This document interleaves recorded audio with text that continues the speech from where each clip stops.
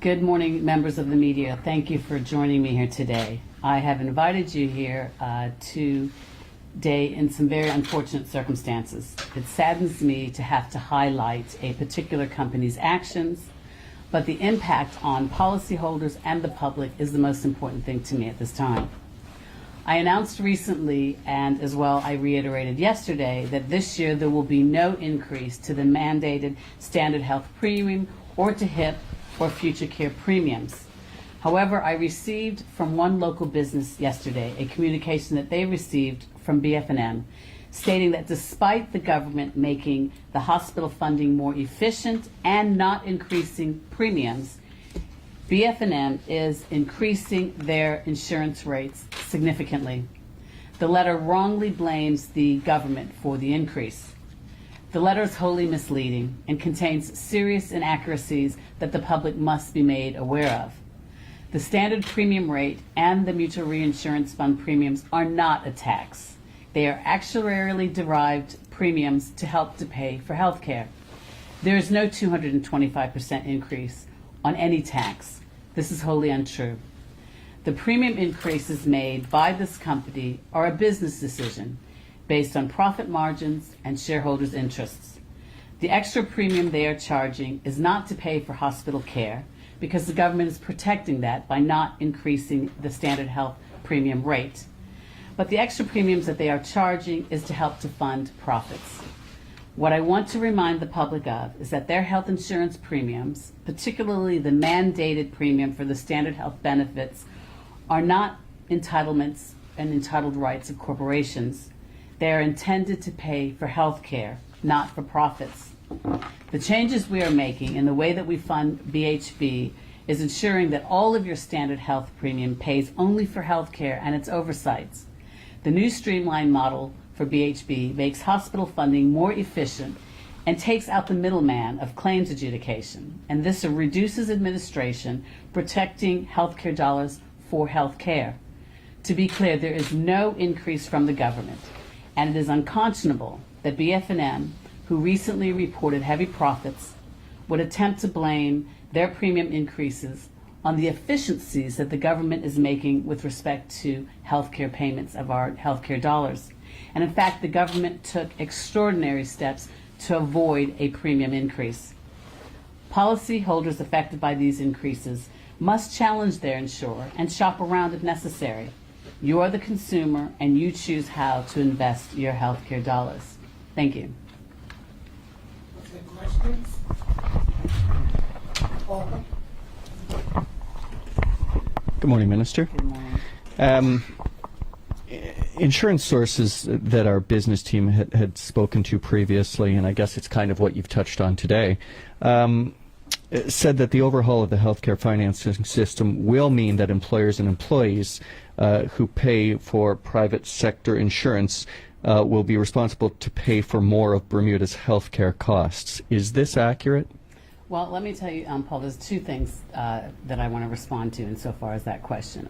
First, is what is accurate is that the standard health premium will remain the same. So last year it was $355.31.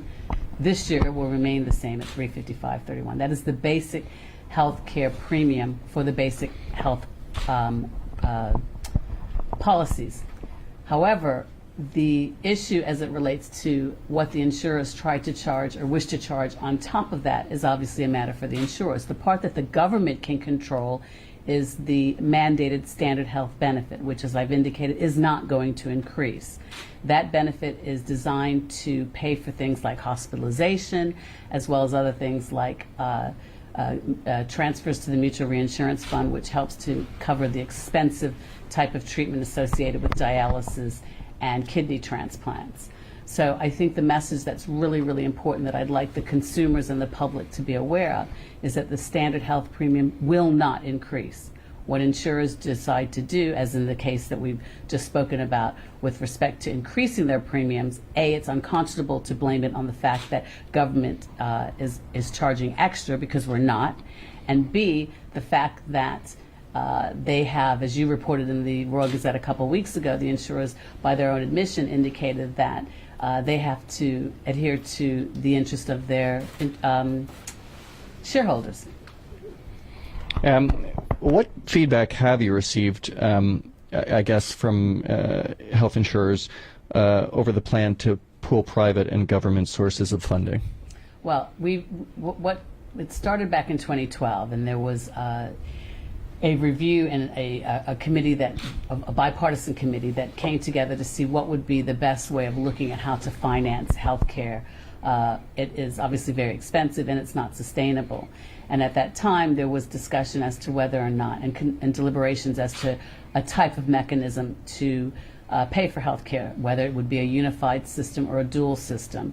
Fast forward to today, the government are exploring those options. You would have noticed in the throne speech that we did indicate that our objective would not be to ensure that the profits of the insurance companies continued. Our objective would be to look at a more sustainable and economic measure of paying for health care costs, which would include a form of pooling, whether it's dual or unified.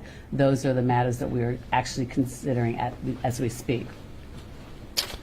In a statement out yesterday, you said, just so I have this right, the government advises, and this is, I guess, what you've spoken a little bit about today, the government advises the public to be alert of the zero premium increase and exercise their consumer rights to demand likewise from the market. Correct. We've spoken today about BF&M increasing their premium. Do you foresee other health insurers doing the same? It's hard to say. Obviously, I can't speak to that. Other insurers no doubt have shareholders that they obviously have to contend with. However, I think what's important for the consumer to recognize is that if the standard health premium is remaining as is, from an actuarial point of view, there's no need for an insurance company to increase the premiums. So a consumer must ask themselves, well, if government is keeping the standard health benefit at the same level as last year, why are my insurance premiums going up? So why then, you see this strictly as a financially motivated move by BF&M? Well, the standard health premium is designed to pay for hospitalization, outpatient care, treatment at the Mid-Atlantic Health Center, and other health care services. That's all it's designed to do, is pay for health care services. We, as a government, did what we could to ensure that we were able to keep that figure at the same rate as last year. So it is designed to pay for health care services. If insurance companies, such as the one that I've just spoken about, have issued letters to their to their insured saying we are increasing the premiums, then it begs the question why. If the premium is remaining the same for standard health, but notwithstanding the insurance companies are increasing it, then it suggests that they obviously have to adhere to their shareholders' demands. The statement to exercise their consumer rights to demand likewise from the market, do you see that as, I mean, is this going to be a possibility? If other health insurers raise their rates like BF&M have done, then how much power to exercise consumer rights are Bermudians going to have in this matter? Well, I mean, I don't want to make light of it, but a few weeks ago I had to buy a freezer, and I shopped around to see which shop sold the freezer that I wanted that was at the best price. So I think that there are a number of private insurance companies here in Bermuda, and consumers have the right to shop around. They have the right to ask questions. They have the right to see which premium offers the best for the package that I desire. So there are options that exist in Bermuda. All I'm saying is that from a consumer's point of view, that is your right, and that is it is your right to shop around, and it is also your right to question if the standard health premium is not increasing and you're increasing substantially my premiums, why? Where's that money going? Because it's not going to health care. Appreciate that, Minister. Thank you.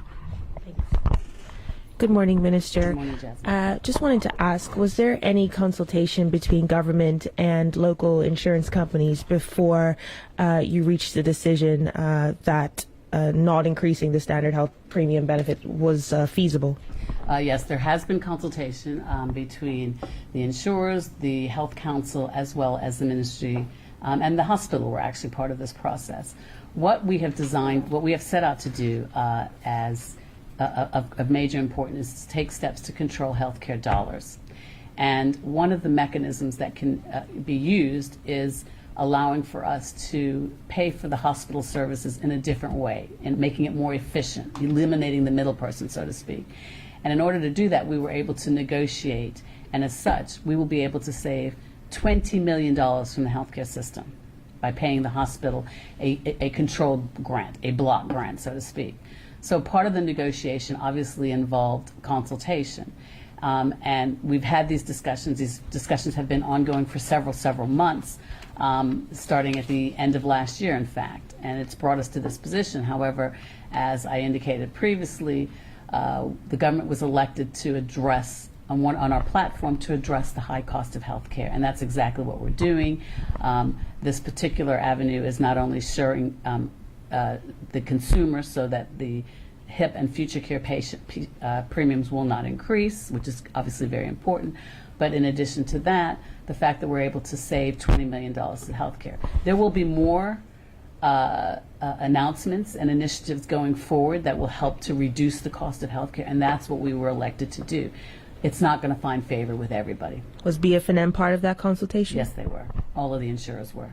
Are you able to list those insurance companies that were part of the discussions? The public insurance companies that exist in Bermuda, as well as the government insurance. And what were their main concerns? There were a number of concerns that were raised. I think that principally because, as I indicated, they obviously have, the government is responsible to the electorate. Many of the insurance companies are responsible to their shareholders.